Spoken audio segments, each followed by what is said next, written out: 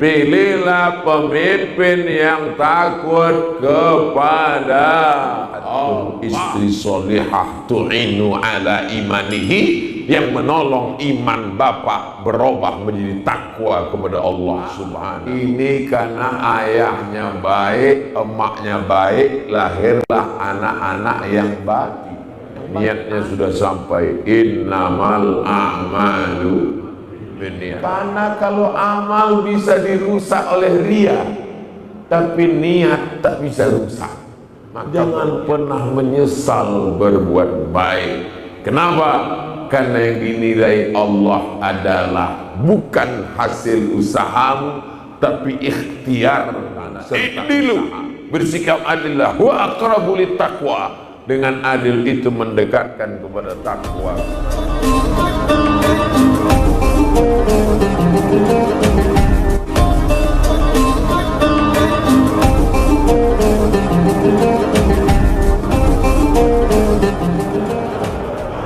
Saudara yang dimuliakan Allah Subhanahu wa taala, memilih pemimpin, pilihlah pemimpin yang takut kepada Allah. Mencari menantu, carilah menantu yang takut kepada Allah. Mencari suami, carilah suami yang takut pada Allah. Kalau suami takut pada Allah, ibu tak khawatir dia dilarikan pelakor. Betul bu? Oh betul gitu. Assalamualaikum bang. Waalaikumsalam. Abang lagi di luar kota ini, tugas kantor. Iya, lagi di mana? Aku di Banda Aceh. Di mana tinggal? Di Hotel Syariah. Alhamdulillah. Mana buktinya? Ini gambarku di Hotel Syariah. Habis itu ditutupnya, pergi dia ke konvensional. Itu bukan takut sama Allah, itu namanya takut sama bini. Ibu kalau mau takut kepada Allah, dia akan senantiasa bertanya, abang di mana, pulang jam berapa, motor mana, duit mana, kemana aja. Saya Pak Ustadz, bini saya ini asiklah menelpon saya. Kalau ada bini bapak yang asik menelpon bertanya, pegang dia sampai hari kiamat. Kenapa? Karena itulah imra'atun solihatun, istri solihah tu'inu ala imanihi, yang menolong iman bapak berubah menjadi takwa kepada Allah Subhanahu wa ta'ala. Memang beda-beda tipis antara takwa dengan takut ini. Antara iman dengan takwa kepada Allah. Pak Ustadz, saya ditanya sama orang, Ustadz Somad, iya, apa hukumnya orang takut sama istri? Saya bilang, orang yang takut sama istri itu nanti waktu mati dia tak kena azab kubur. Loh, kok bisa gitu Pak Ustadz? Karena waktu malaikat mau mengazab, kata malaikat, yang ini tak usah diazab, karena dia udah azab kali di dunia.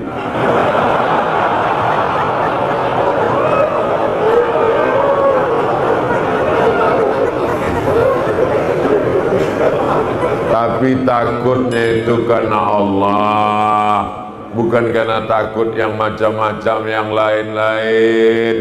Saya berharap kita semua ini, bapaknya takut sama Allah, ibunya takut sama Allah, istrinya takut sama Allah, suaminya takut sama Allah. Lahirlah anak-anak yang soleh dan solihah. Mana buktinya? Inilah anak-anak yang soleh, anak soleh. Masya Allah, tabarakallah. Tadi saya tausiah jam 6 kurang 10, sekarang sudah jam 7 kurang 15. Sudah 1 jam kurang 5 menit saya ceramah. Anak-anak yang saya tunjuk tadi masih tetap berdiri di atas. Padahal saya kalau khutbah cuma sanggup 20 menit berdiri. Anak-anak masih fokus mendengar ustaz ceramah. Anak-anak yang sebelah kanan masih berdiri. Anak-anak yang sebelah kiri masih ada juga. Artinya apa? Ini karena ayahnya baik, emaknya baik, lahirlah anak-anak yang baik. Anak itu cermin orang tua. Anak cermin orang tua. Apa maksudnya? Kita kalau bercermin, begitu muka kita, begitulah muka di cermin. Jadi jangan heran, loh kok hitam? Muka kau hitam.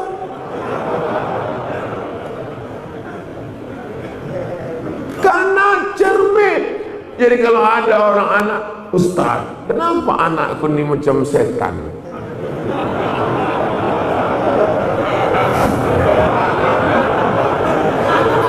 Tak usahlah aku jawab ya. Nanti kalau aku jawab sakit hati kau. Ayahnya genderuwo, emaknya sundel bolong. Tentu anaknya hantu. Saudara yang dimuliakan Allah, maka laki-laki yang baik, ibu yang baik. Ya ayyuhalladzina amanu ittaqullaha haqqa tuqatih. Yang terakhir, yang ketiga, wala tamutunna illa wa antum muslimun. Satu hari kita ulang 5 kali. Inna salati wa nusuki wa mahya wa mamati lillahi la syarika lahu wa bidzalika umirtu wa ana minal muslim. Aku ini muslim. Maka yang tertulis di KTP agama Islam. Tak ada orang di KTP agama iman. Karena iman tak nampak. Iman di dalam, iman ada di hati. Mana nampak? Antum minabillah, tak nampak. Wa malaikatihi, tak nampak. Wa rusulihi, tak nampak. Wal yaumil akhir, tak nampak. Wa bil qadari khairihi wa syarrihi, tak nampak. Tapi yang ditulis adalah Islam, syahadat, nampak. Selesai sholat Jumat, jangan pulang dulu, karena ada calon mu'alaf yang akan bersyahadat asyhadu an la ilaha. Nampak. Sholat nampak. Makanya orang sholat itu nampak. Allahu Akbar. Suami ibu kenapa tak pernah sholat? Oh, dia sholatnya tidak di Masjid Sultan Jumpa. Di mana? Masjidil Haram. Bu, kalau bohong, bohong aja. Tak usahlah kayak gitu kali. Kami ini bukan bodoh. Salat nampak, zakat nampak. Saya serahkan zakat fitrah saya, nampak. Puasa nampak, kering bibirnya. Masuk dia ke toilet, minumnya banyak-banyak. Habis itu pas sebelum keluar dikeringkannya bibirnya, dimerengkannya kepalanya. Aduh, panas sekali hari ini. Tapi Allah Maha Kuasa menunjukkan, tak lama sudah itu nampak. Buka puasanya nampak. Syahadat, sholat, zakat, puasa, haji paling nampak. Saya tak tahu Biren ini kira-kira kalau store ONH 2023 berangkatnya tahun berapa? 32 tahun. Berarti kalau store 2023 berangkatnya 2055. Tiap tahun kenduri. Pas 2050 meninggal. Jangan berkecil hati, niatnya sudah sampai. Innamal a'malu binniyat. Bapak store ONH, apalah gunanya Pak Ustaz? Aku udah umur 50, berarti kalau 32 tahun lagi aku berangkat umur 82. Tak nampak aku lagi mana Safa Marwah. Tak ada yang sulit bagi Allah. Innama amruhu idza arada syai'an ayaqula lahu kun. Tetap store ONH, tetap berangkat. andai tidak jadi berangkat. Niyatul mu'min khairun min amalihi. Niat lebih baik daripada amal. Apa maksudnya Pak Ustaz niat lebih baik daripada amal? Karena kalau amal bisa dirusak oleh ria, tapi niat tak bisa rusak. Maka berniatlah untuk berbuat baik. Kau kenapa belum nikah juga? Saya udah berniat Pak Ustaz.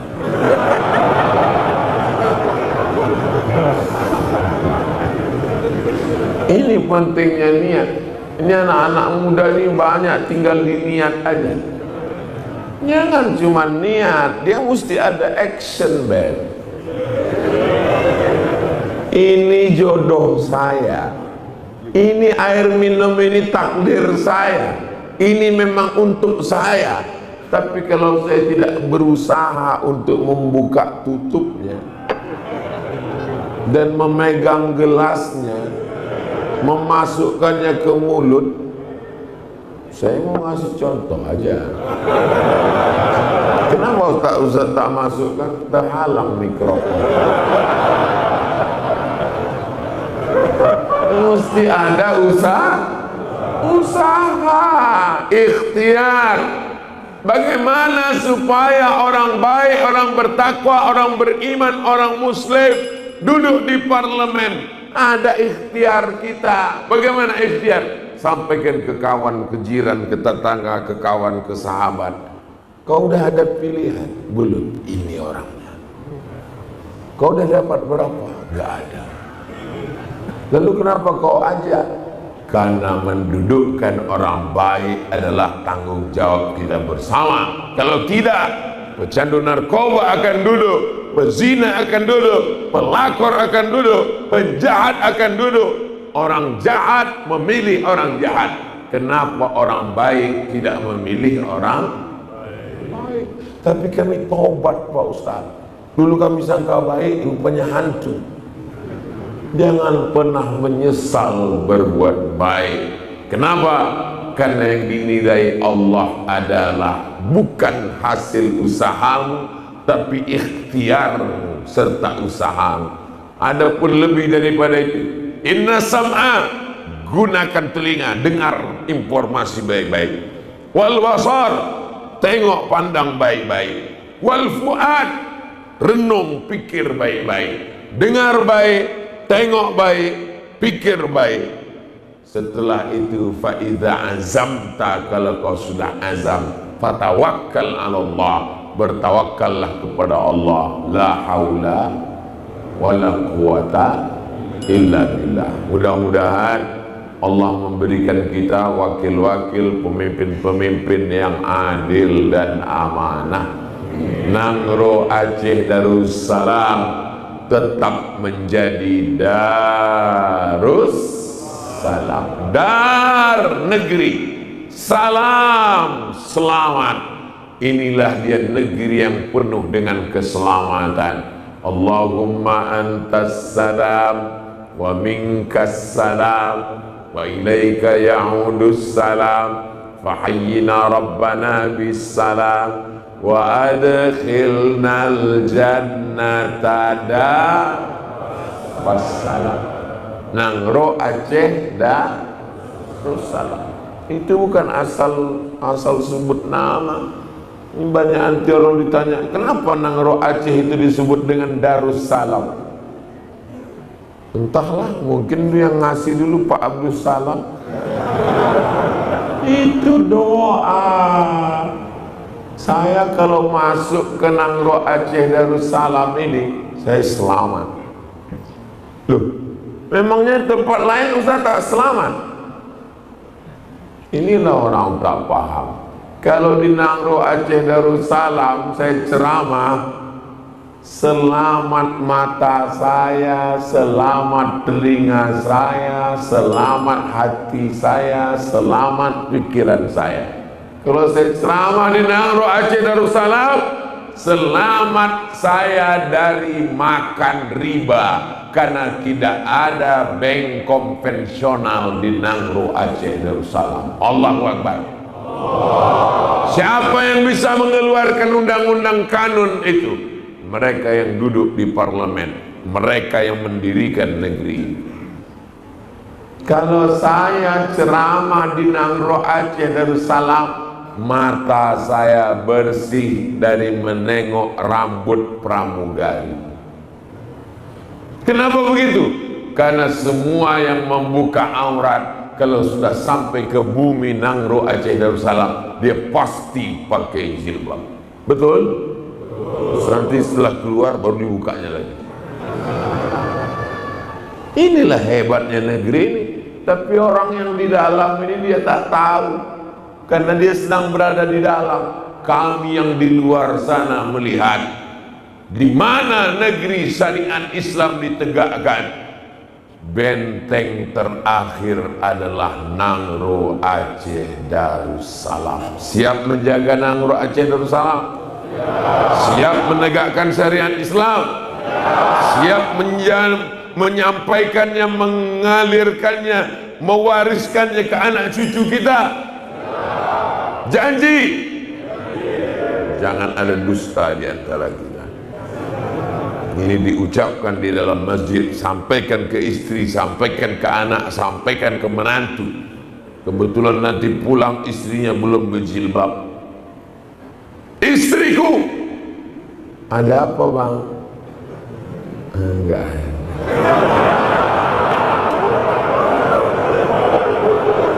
Kalau berani sampaikan, kalau tak berani pakai bahasa yang lembut aja. Aku bercakap tak berani, lidahku patah Pak Ustaz.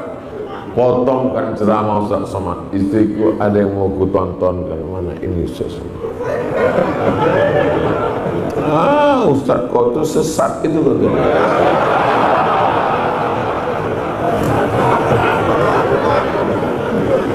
Mudah-mudahan Bapak menjadi imam yang adil di rumah tangga Bapak.